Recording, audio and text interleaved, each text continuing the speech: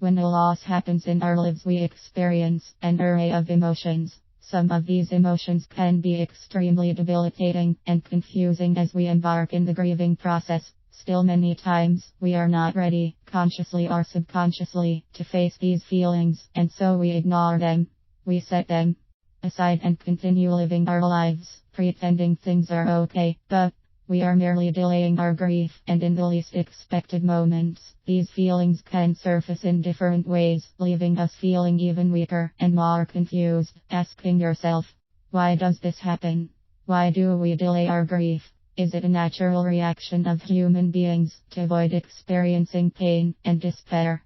In my journey of assisting people facing losses, I have come to realize the phenomenon of delayed grief is common, and it happens for varied reasons.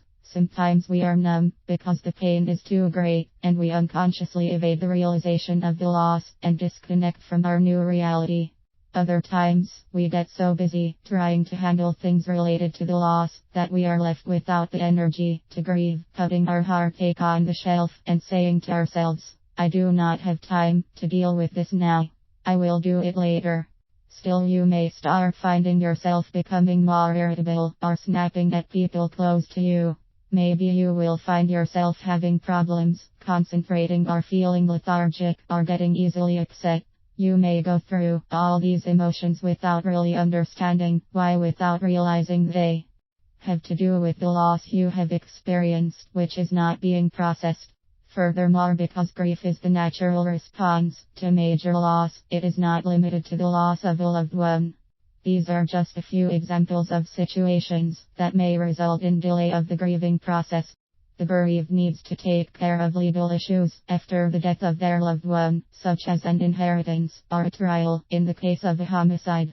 In the case of a divorce, there may be issues with the custody of children or division of property.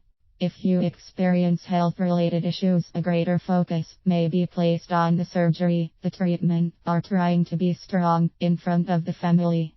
In the case of a move, we may get so involved with the planning that we may not realize we will miss what is familiar and comforting to us.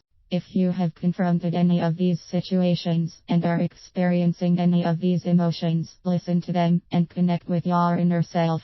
Keep in mind that, when we delay grief, it does not mean it has disappeared.